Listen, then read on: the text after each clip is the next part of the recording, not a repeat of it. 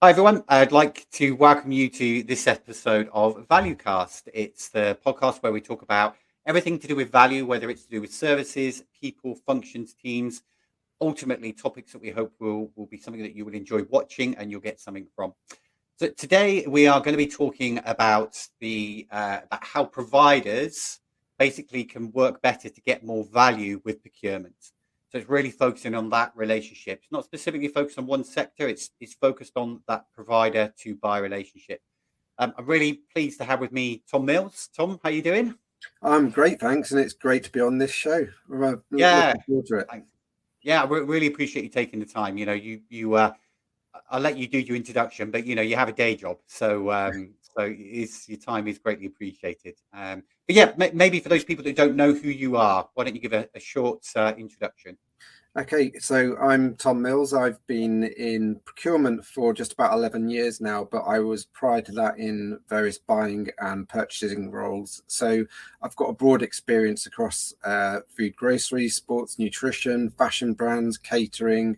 Currently, I work in financial services. So I've seen procurement done well. I've seen it done badly across many sectors. And what motivates me to be so prevalent on platforms like LinkedIn is because I'm very keen to promote a better way for procurement. And linked to why we're here today, I also think there's a great opportunity for procurement and sales teams, suppliers to work better together and collaborate more effectively. So this is why it's a great discussion. Certainly is. One quick question from me, because you've been in procurement 11 years. What led you to procurement? What was it that Um, got you into it? Do you know, great question, because I loved buying because I loved the target element and the element of control. But I think it was the challenge of influencing within organizations. Influencing is the core determinant of whether you're going to be successful. And I think it's a step above in terms of negotiation, because influencing taps into psychology, it taps into your interpersonal relationships, emotional intelligence. And so I think it's probably the challenge of how do you turn around an organization to make sure that you deliver the best value that I found really exciting.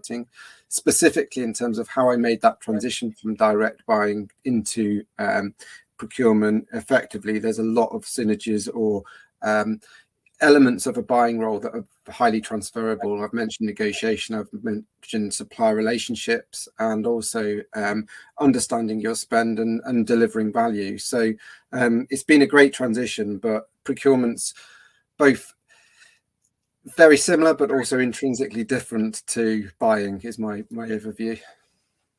Yeah, definitely. One thing from all the things I see you post, and you do tend to see the value of people and the impact that people have on procurement. Procurement is a process that people follow, but it's not. It's much more than that. So hopefully today we will touch on some of those things. Yeah, yeah. So going back to the topic, really looking at the valid of that solid relationship between procurement and the supplier or provider.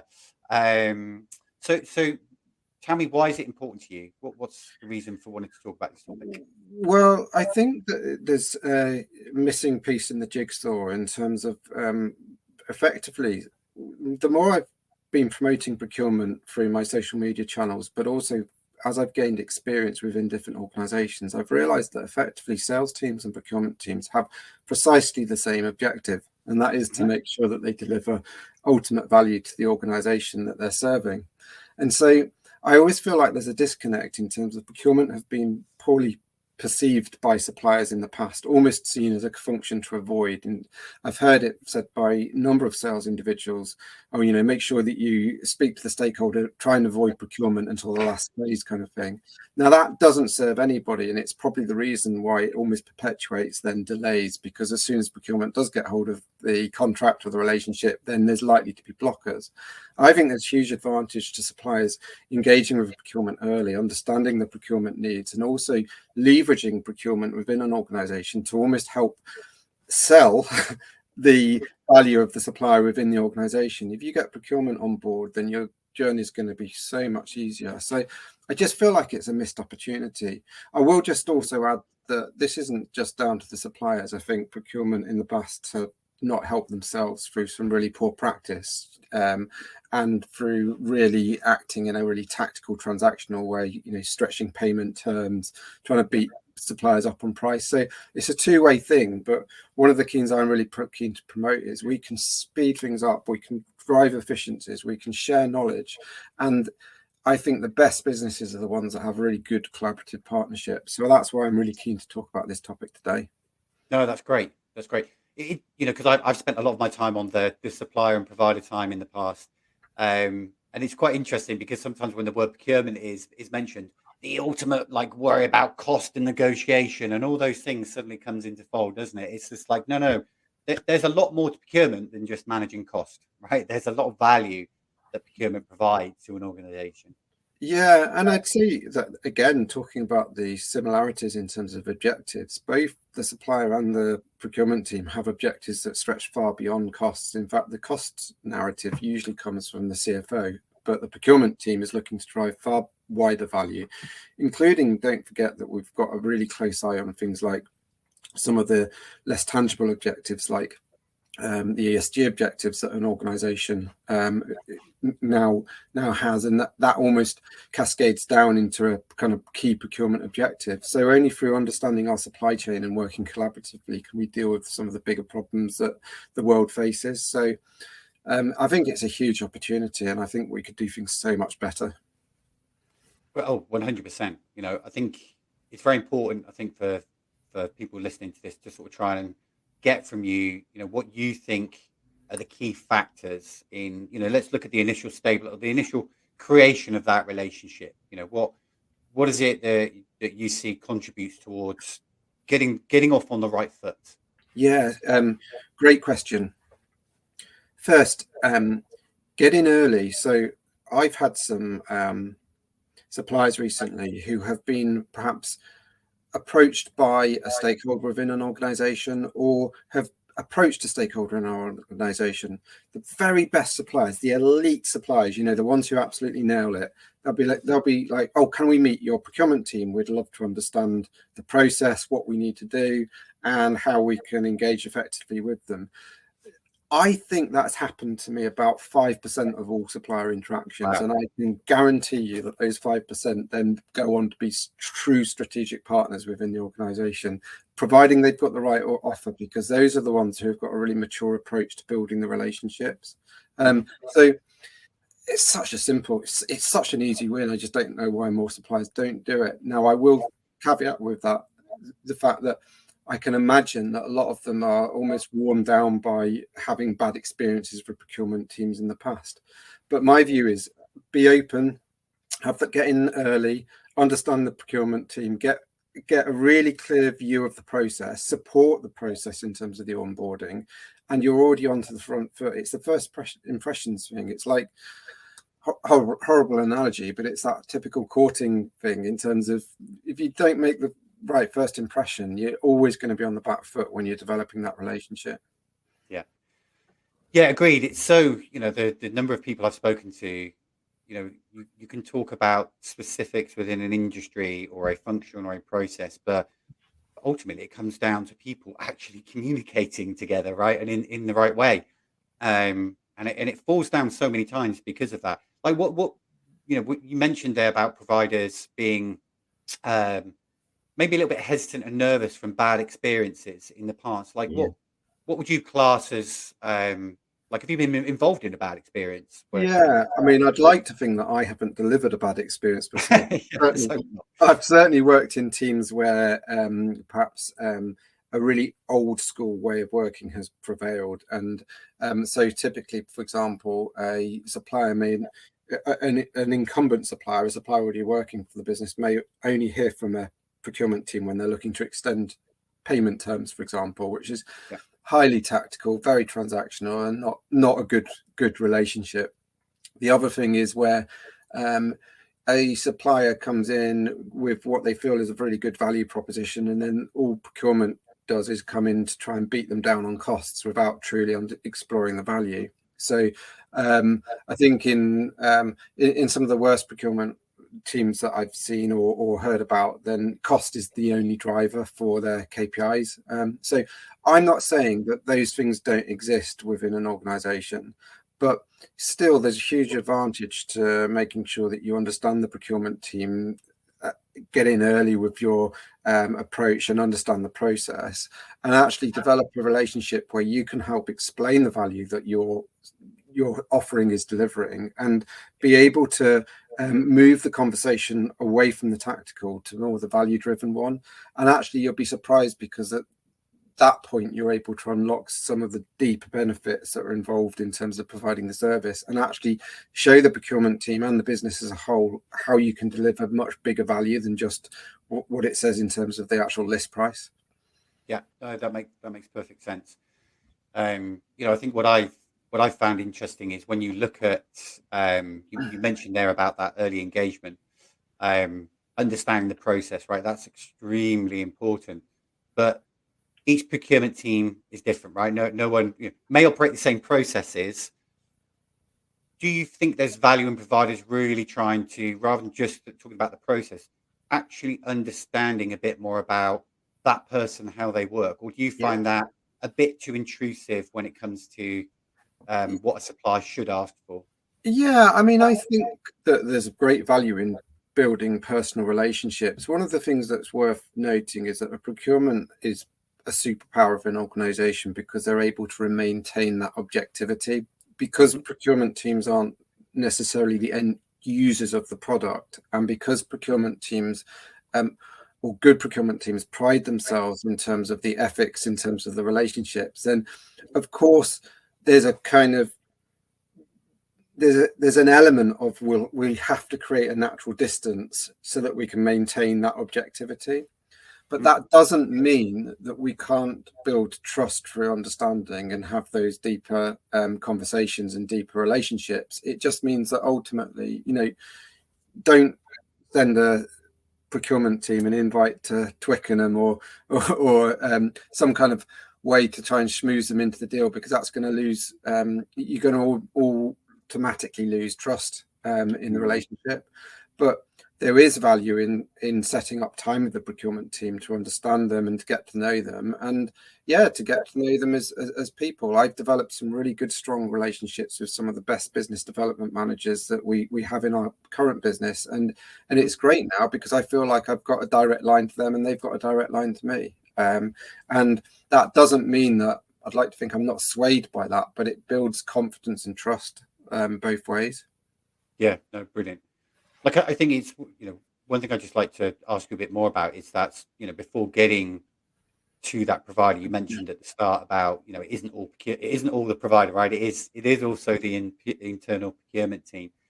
Where is it that you've seen struggles internally to get people aligned? Like, so for me, from a provider side, I've presented at bids, I've come into implementations where the buyer, regardless of what the service is, hasn't done enough internal alignment to truly understand what they need from the process. Yeah.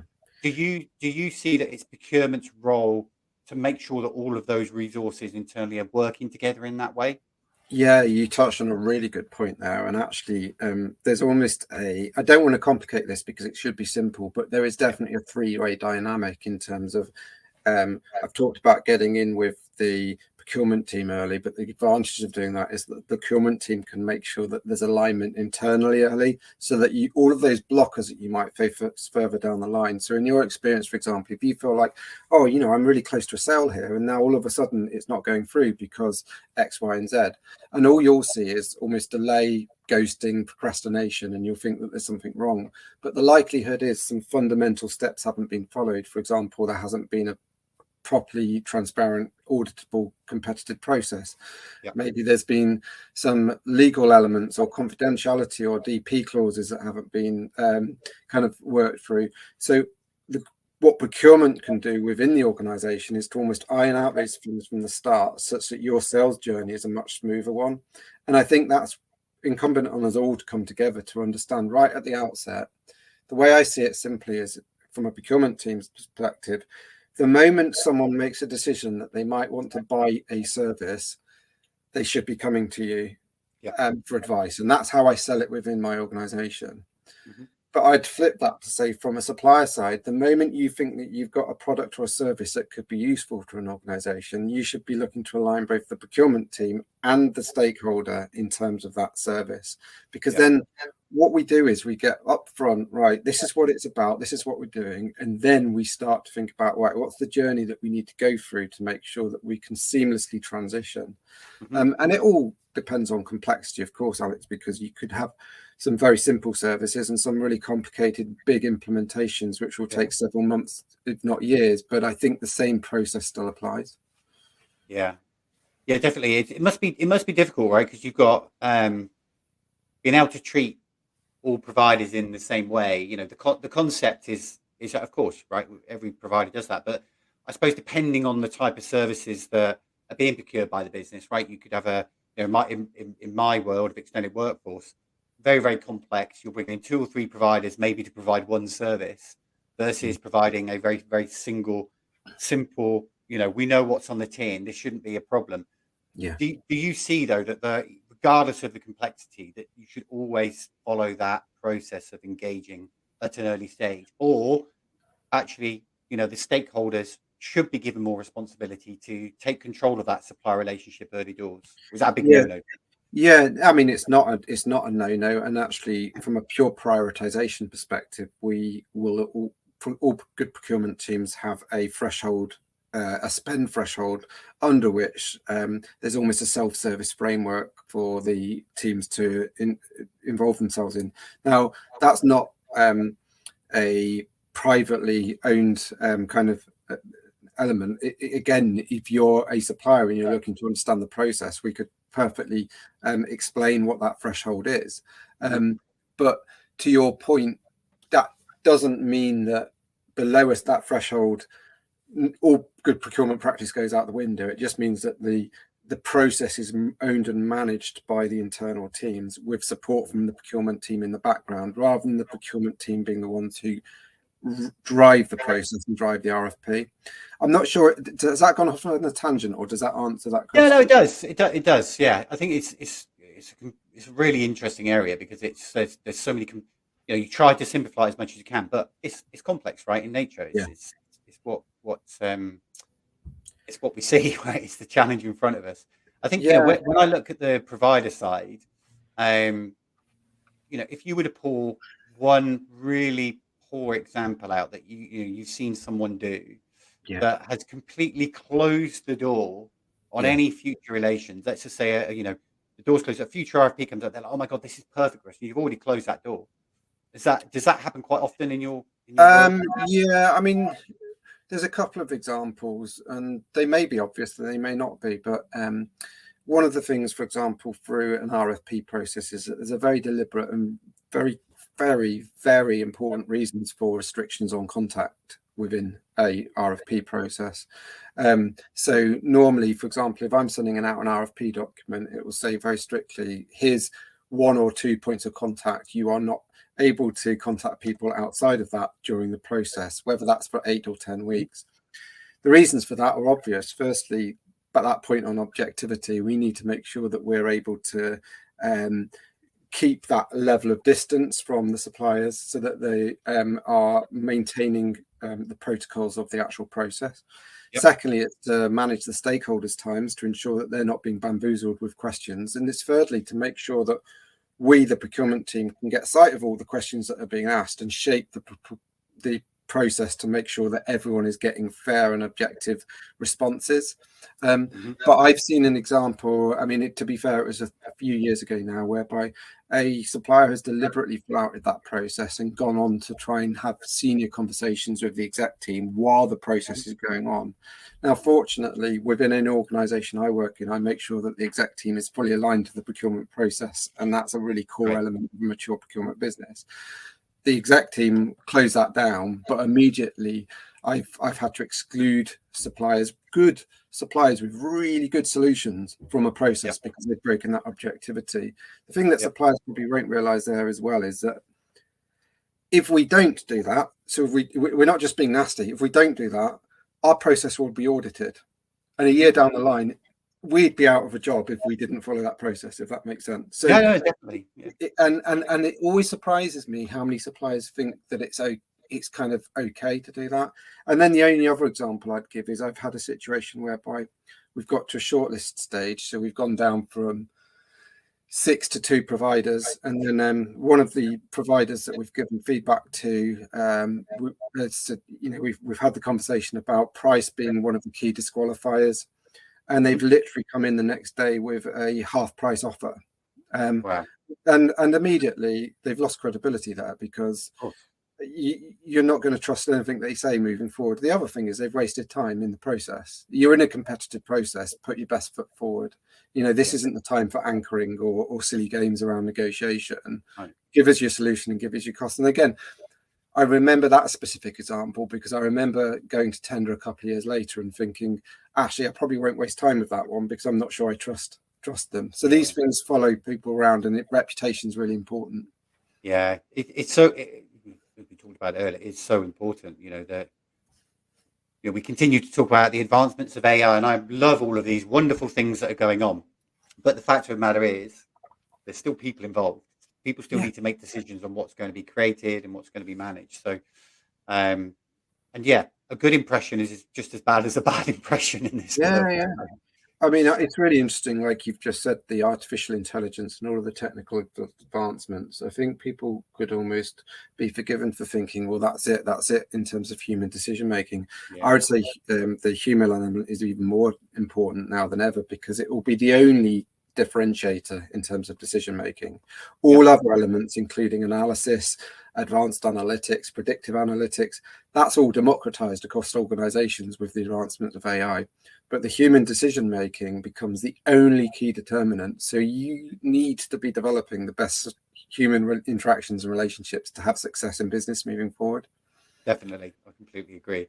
One of the things I did want to ask you about, mainly because I've been in this scenario a few times, is so you've got that process, you've got your understanding from a procurement perspective about what you think you need, and then you've got a provider that is quite open to challenging you, not in a negative way, but challenging you to say, look, I don't think your process is going to work. I've seen it work differently.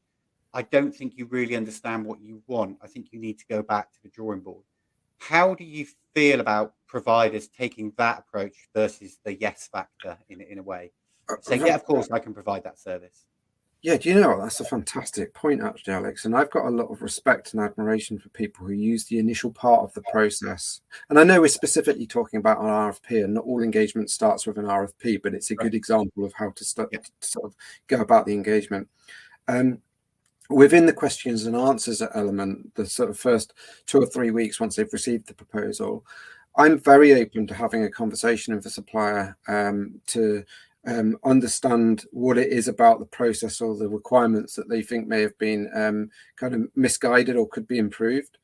The other thing is, I think the best RFPs always land once those kind of initial exploration calls have happened with suppliers. So I'm always an advocate of whether it's an official RFI, request for information stage, or an initial kind of workshop with suppliers, understanding the supplier's perspective before you go out to market. I think there's a certain arrogance within procurement teams whereby they think that they can just get all the requirements internally, send them out to suppliers, and get them to give a one size fits all approach. The best procurement teams, they don't do demos, they have solutions workshops, and that's the way that I like to frame it. So we're talking a little bit utopian here, because I've not seen many examples of where this is put into practice well. But my view is, if you have a supplier, back to your question, who's challenging in the right way, but also demonstrating opportunities to improve things, then I think it can only be admired. And actually, those are the types of supplier partnerships that most businesses want to develop with. And so I'd say, of course, apply emotional intelligence in terms of how you position that, but most good procurement teams are very open to those types of discussions, and if they're not, they're probably not a procurement team that you want to be working with. Yeah, agreed. And we will need to remember, it's not a one-way relationship, right? It's a very mutual relationship. Yes, someone is buying your services, but if you don't feel as a provider comfortable with the initial interactions, you get massive red flags, right? Because you're thinking, hold on a minute, am I going to have years of problems with this client because they're pushing what they want on us, but actually is that our ideal customer profile, right? So I completely agree with you. It's really, the relationships that I've had over the years from a supplier perspective, the ones that have always been more fruitful, the ones that have, when challenges have come up in the future, are those ones that really interact at that early stage, right? Yeah. Because if you've got a procurement team that is open in that way, you tend to see that the stakeholders that work with the procurement team have a similar ethos. You might get one or two people, right, that are a bit, that's just the way they are.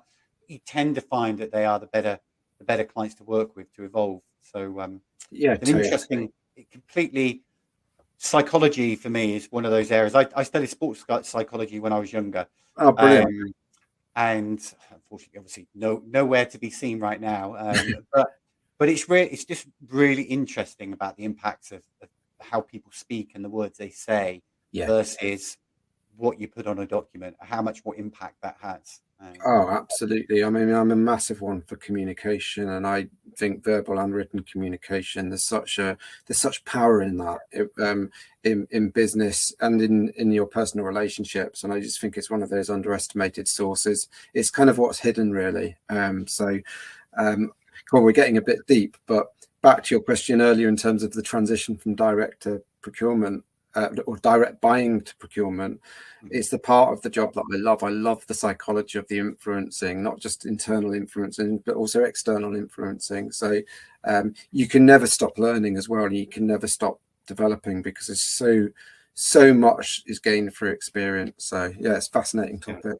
It is. You say it's a deep conversation, but I'm not sure I agree on that basis, because I think, for me, the reason why I spend a lot of time on motivation and people is that, people overlook it sometimes, right? So, I think people need to be more open and be more, vocal about those type of things. But anyway, like you say, that's probably another discussion. Yeah. So look, we spent almost a good half an hour together, and I'm very conscious of your precious time. So we pinpointed quite a few things here, but going back to the original topic, which was obviously focusing on, the value a provider can get from having these solid procurement relationships. So if you had to give one piece of advice to a provider who was new to your business, what would that piece of advice be? Yeah. Build trust. I know one is difficult, right? One is the one Yeah. you do. Build trust and confidence by getting in on the conversation early with the procurement team. And that's it, really. It's exactly for the reasons I've described before. There's an elite level of supplier that is confident enough to do that. And procurement teams value that so much. And I think that I can think of at least 5 really strong supplier relationships which have started in that way over my career, and they all started because right from day one we had that early interaction, that good trust, that good level of mutual respect, and those businesses have gone, in all those scenarios that I'm thinking of, have gone on to develop really good, strong, long-term strategic partnerships. Yeah, agree. I'm a big believer in in the industry that I work in. As I mentioned towards the start, you can have 3 or 4 providers that are providing a collaborative service. And the successes I've seen, to your point, it's just that people, where they've been successful is when people make them feel part of one team, right? There's no division. We all know you're the buyer. We all know you're CFO. We know that I'm the provider. I'm the one providing the service. But can we just be human and actually interact like a team and work through challenges like a team and strategize like a team? And that goes such a long way, Totally. Brilliant. Well, one thing that, you've already told me a little bit about what motivates you towards the start, but I do like to reflect a little bit more just about you as a person. What is it? What is it that gets you up every day? When you open that laptop and look at that list of huge challenges you might have to get through, what helps you get through those things? Great question. I think that I am hugely passionate about the value that procurement can offer an organization, and I'm also hugely passionate about changing perceptions of procurement so that they can positively influence organizations. Listen, we're going through really tough times at the moment. The economy's not in a good state still. We've got really big cost pressures facing people personally and businesses. But I truly believe that procurement can be the superpower in terms of being able to supercharge a business if delivered well. So the bit that gets me up and makes me want to come to work every day is thinking about how can I positively influence the organization to buy better. And that's what I think to myself every single day. And it's that part that I love. I love being able to positively influence. That's great. It's having that, the more successful people that have been profiled over the years, they all need to have a purpose and feel like they're making a difference, right? That I'm not saying that not everyone has it, but some people are less motivated by that than others. But you're not going to be able to enforce and make change if that's, especially in the role that you're in, you're not going to be able to make change if that's not one of your core motivators. So, no, great. I was just going to add one other thing that I love learning as well, and I think that with procurement, I've mentioned it. You're always learning, but my wife's always saying to me, I'm always plugged into headphones because I'm always listening to a podcast because I'm always like learning, and I think that's one other element that motivates me every day. I'm a big fan of kind of continuing to learn in whatever field you're in, and try and adapt and adopt different ways of thinking and still man things and do everything you can to try and develop your self-awareness and your knowledge. Yeah, but your personal growth seems very, very important to you. Yeah, very much. One of those things. You don't seem to be the sort of person that needs self-recognition or needs someone to put the crown on your head. You'd rather help someone get the crown on their head. Spot on. Brilliant. Well, look, lovely. I've really enjoyed our chat, Tom. It's been really great. And for those that don't know, Tom has a wonderful amount of content that he shares. And also, there's a subscription that you can go to where, again, you can get some really, really meaningful tips around procurement. I find it useful. I don't work in procurement, but I understand the value of procurement has on our whole business. So thanks, and keep sharing them, Tom. It's been extremely useful. And thanks very much for your time today. Thank you. It's been great to be on.